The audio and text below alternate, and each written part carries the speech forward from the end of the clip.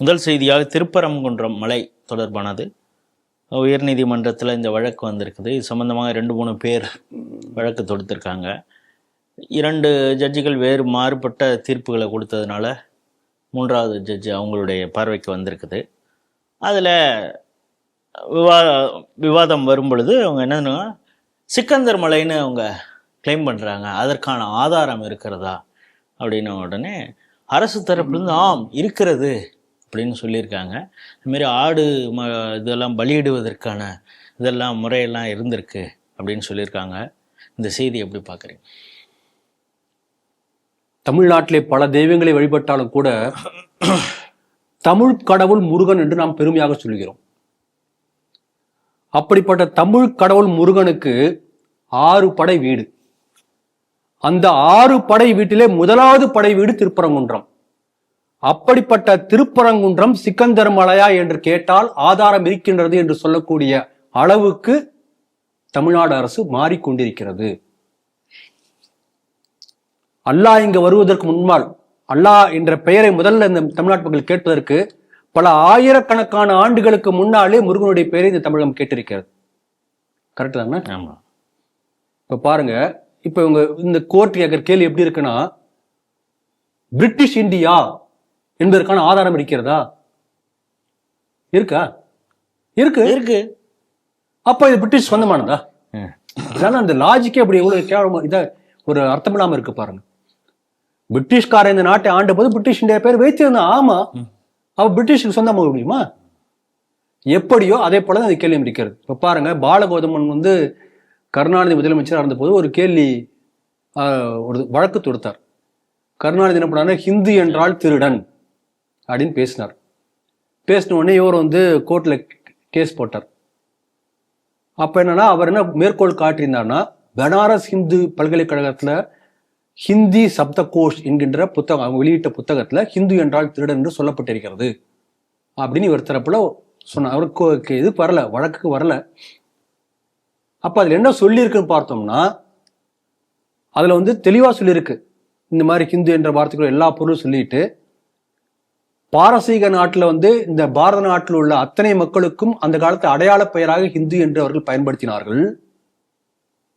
அதே பாரசீகம் முஸ்லிம் நாடாக ஈரான் மாறிய பிறகு அங்கு ஒரு நடைமுறை வந்தது. ஹிந்து என்பதை காலா என்று அவர்கள் குறிப்பிட ஆரம்பித்தார்கள். கருப்பானவன், திருடக்கூடிய என்று சொல்லக்கூடிய வழக்கம் வந்தது. இப்படி ஒரு ரெஃபரன்ஸ் வந்திருக்கு, அவ்வளவுதான். அப்படின்னு அர்த்தம் சொல்லல. அப்ப ஒரு முஸ்லீமாக மாறிய பிறகு அதே பர்ஷியாவில் இருந்த அவனுடைய தாத்தா காலத்துல ஹிந்து என்றால் உயர்ந்தவன், இந்த நாட்டுல தோன்றியவன், அறிவாளி, புத்திசாலி, பாரத நாட்டு மண்ணின் மைந்தன் என்று சொல்லப்பட்ட அதே பாரசீகத்துல முஸ்லீமாக மாறிய பிறகு அவன் காலா என்று, சோர் என்றும் சொல்லப்பட்டிருக்கின்ற சொன்னால், மத மாற்றம் ஏற்படுத்திய மனமாற்றம் அது. இதை வைத்து இவர் கோர்ட்ல கேஸ் போட்டாரு.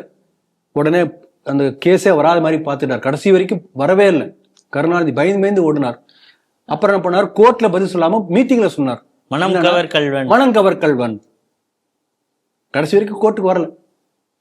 ஆகவே கோர்ட் எந்த அளவுக்கு இருக்கின்றதை என்று பார்க்கணும். இப்ப பாருங்க, திருமுருகாற்றுப்படை என்பது 10 பாட்டு நூல்கள்ல ஒன்று. நக்கீர ரீதியா அதுல திருப்பரங்குன்றத்தை பத்தி வருகிறது. அகநானூறு திருப்பரங்குன்றத்தை பத்தி வருகிறது. திருப்புகழ் திருப்பரங்குன்றத்தை பத்தி வருகிறது. கந்த புராணம் திருப்பரங்குன்றத்தை பத்தி எல்லாத்தையும் வருகிறது. நூற்றுக்கணக்கான ஆயிரக்கணக்கான ரெஃபரன்ஸ் இருக்கு. திருப்பரங்குன்றத்தில் நீ சிரித்தால் சினிமா பாட்டை நம்ம கேட்டிருக்கோம், லேட்டஸ்ட். இப்ப அந்த 10 பாட்டு அகநானூருடைய காலத்தை கணிக்கும் போது என்ன சொல்றாங்கன்னா, கிட்டத்தட்ட கிமு 2ஆம் நூற்றாண்டுல இருந்து கிபி 1ஆம் நூற்றாண்டு வரை, அதாவது கிபி 100ன்னு வச்சுக்கோங்களேன், நம்ம கடைசியா சொன்னதை எடுத்துக்கலாம். அப்ப கிபி 100னா இன்றைக்கு 2000 வருஷத்துக்கு முன்னாடி, 1900 வருஷங்களுக்கு முன்னாடி.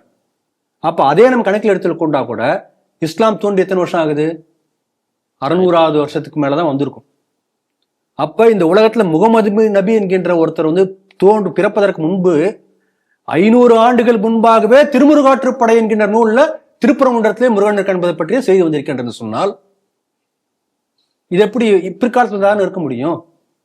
இன்னும் நம்ம ஆளுக்கெல்லாம் இங்கிலீஷ்காரன் சொன்னாதான் எல்லாம் ஏத்துக்குவாங்க. நம்முடைய நாட்டை வெள்ளக்காரன் ஆண்ட போது மெட்ராஸ் பிரசிடென்சி, அதாவது இப்ப இருக்கக்கூடிய தமிழ்நாடு, ஆந்திரா, கேரளா சேர்ந்து மெட்ராஸ் பிரசிடென்சி. இதை ஆளக்கூடிய அந்த ஆவணம், அதுக்காக என்ன பண்ண தயார் பண்ணி வச்சிருக்கான், அந்த மேனுவல் தயார் பண்ணி வச்சிருக்கான். அதுக்கு பேர் மெக்லைன்ஸ் மேனுவல் என்ற பேர். மெக்லைன்ஸ் மேனுவல்ல தெளிவா இந்த வார்த்தை இருக்கு, யார் வேணா போய் பார்க்கலாம், ஏன்னா ஆவணங்கள் இதெல்லாமே. மெக்லைன்ஸ் மேனுவல் சொல்லியிருக்காங்க, பிற்காலத்தில் சிக்கந்தரமலை என்று முஸ்லீம்களால் அது பெயர் மாற்றம் செய்யப்பட்டது. இதே வார்த்தை இருக்கு, இதை குறிப்பிட்டு இருக்காங்க.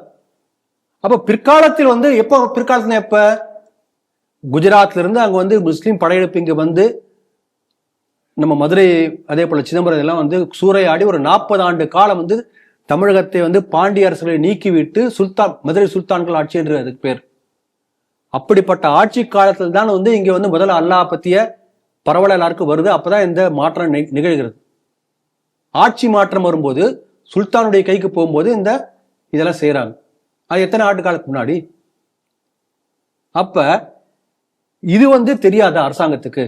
அப்ப வேண்டுமென்றே இந்த அரசாங்கம் என்ன செய்கிறது, எப்படியாவது இந்த எலெக்ஷன் முடியறதுக்குள்ளார இந்த மலையில ஒரு பகுதியை வெட்டி முஸ்லிம்களுக்கு கொடுக்க என்கின்ற ஒரு நிலைப்பாடோடு செயல்பட்டு கொண்டிருக்கின்றது நம்ம அதை பார்க்க முடியுது. நேர்மையா செயல்படணும். அதுல தெளிவா நம்ம புரிஞ்சுக்கலாம். இப்ப பாருங்க, இவங்கெல்லாம் என்ன சொல்லுவாங்கன்னா மாமா மச்சான் உறவு, தொப்புள் கொடி உறவு அப்படிதானே பேசுறீங்க. அப்ப தொப்புள் கொடி உறவு இடைக்காலத்துல நீங்க பிடிச்ச இடத்த கொடுத்துட்டு போக வேண்டியது மாமா மச்சான் தானே. யாரும் கேட்பாங்களா? ஏன் கேட்க மாட்டேங்கிறாங்க? அதனால இது வந்து நீதிமன்றம் முடிவு செய்யக்கூடிய ஒரு நம்ம நாட்டுடைய வரலாறு பண்பாட்டு இதை பற்றிலாம் ஆராய்ச்சி பண்ணக்கூடிய நிலைக்கு நீதிமன்றங்கள்லாம் நினைக்க, நீதிமன்றம் சட்டத்தை தான் பார்க்க முடியும் இல்லைங்களா? ஆகவே இதை மக்கள் மன்றம் பார்த்துக்கொள்ளும். இப்ப வந்து உயிர் பலியை பத்தி கேள்வி கேட்டுறாங்க, உயிர் பலி நடக்கிறதா, உயிர் பலியை வைத்து இதை ஆரம்பிக்கிறார்கள். அதனால முருகன் திருவிளையாடல் எப்படியோ தெரியாது, உயிர் பலியிலேயே இதுக்கு தீர்வு காண முடியும் என்று முருகன் நினைச்சிருக்காரோ தெரியாது. நிச்சயமாக மத்திய மாநில அரசோட நிலைப்பாடு மிக்க கடுமையாக கண்டிக்கத்தக்கது. மக்கள் மன்றம் இதற்கான தீர்ப்பை கொடுக்கும் என்று எதிர்பார்க்கிறேன்.